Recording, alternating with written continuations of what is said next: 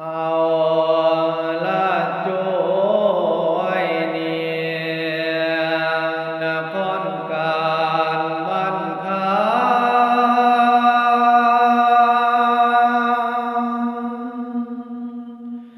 ผ้าสูงทำลาบดอกไม้ภาษาไทยยืนถวาย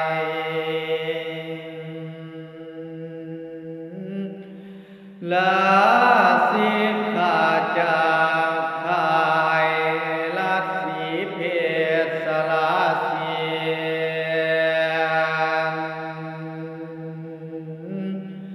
ลาบกาสาพื้นแพงผ้าเมตแจงจัดตอนพร้อมบังอ่อนมัดสีลา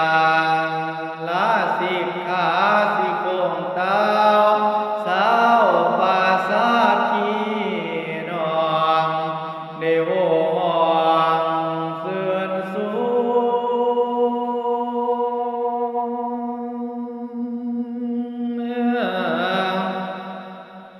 ฟังเสียงแตบอยู่ตรงตัวสมเจตนาปองไผกล้าห้องใส่ได้เที่ยวไป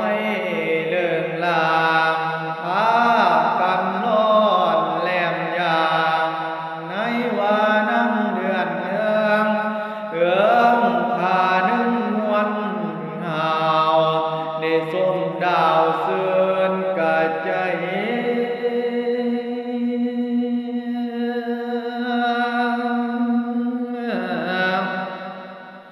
องค์พระเวทก็จึงได้เอิ้นสามภูมิสถานขอให้สำลันลุมอยู่สถาสะเทียนยังมาไล่ย่อยแขนย้อยเดียละดาษซุ้มพุทธาศาสตร์เสือให้คงมันเหมือนวัดสา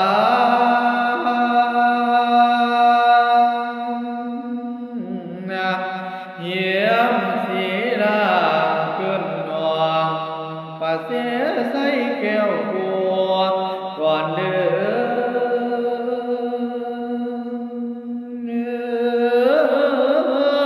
ให้คอยอยู่เทียมบานดงด้วยเสื่อนเสมอ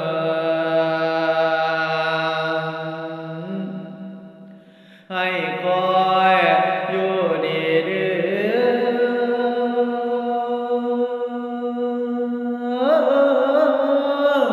มาเยี่ยมสาเสือห่วงพันละหม่อมมางทำกาดแดงกะหอกหน่อยเพียงเสียงห่างหาย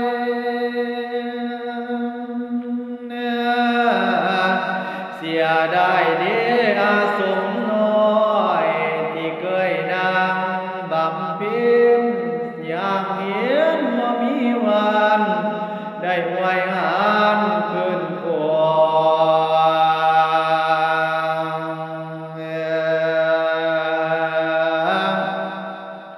เคยได้สวมสนานลางในวังสาวผู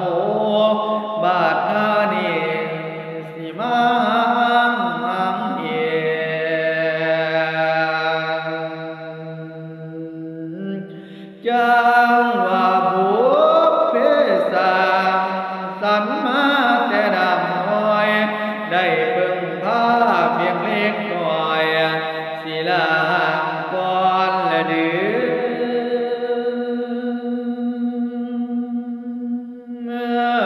นบัดนี้ตกไล่ย้อนที่ยอมก่อนจอนเมืองพาเวทกับสู่เบืองเมืองเขาเก่าหลังของน้ำพ้นอีกคำเป็นเถือที่สองขอ องภาษาบ่มีตัวอยู่สุขเกษมสารสมบูรณ์ด้วยโภชนังนำพาถูกนัวทวนเลื่องล้วนมวลเย็น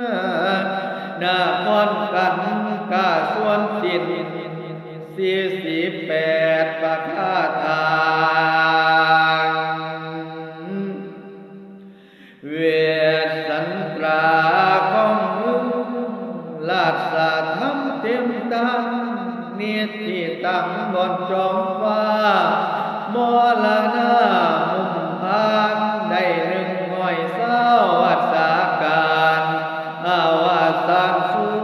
พานก็จบทวนสัวกระบุ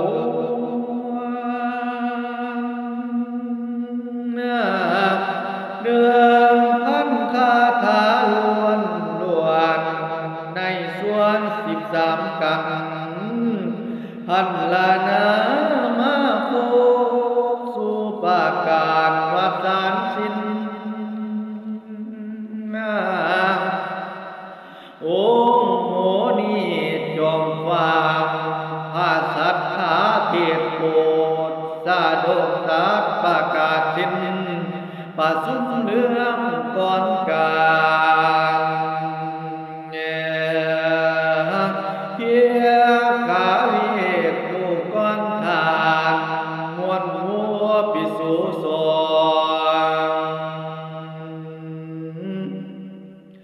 แต่ละองค์นั้นคือไฟบัดสาดเข้าเดียวนี้วงสนใสเข้าเกียเปียตุลุงผู้โลกสาถ้าบิดาสู่เมืองเพื่อทานประเสริฐสูงโปรดสาดียอดรวมการกวนประสมนี้คือภาษีมายาผู้ยอดยิ่งอิงอามาที่น้ำหงแก้วแววมานี่ศีรษะนาคือเพียมผ้ามิ่งแก้วผู้ไก่เกียงคำเพีย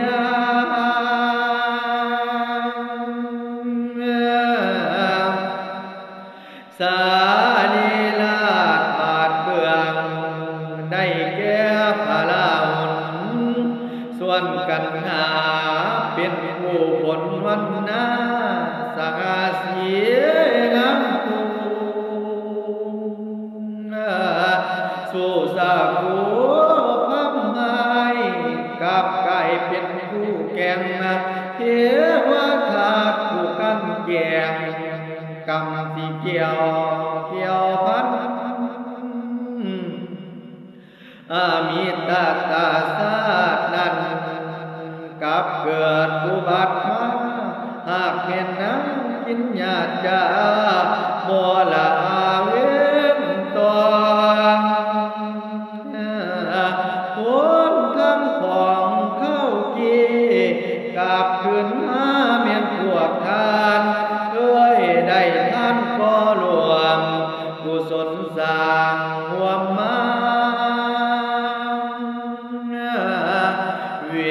ทสันดรเจ้าฝ่าผู้เข้าป่าวงโกฏก็คือเฮาตถาคตเทศนาเจ้าจากสำเนาโอโหลมครูเทศประกาศประวัติศาสตร์ไฟ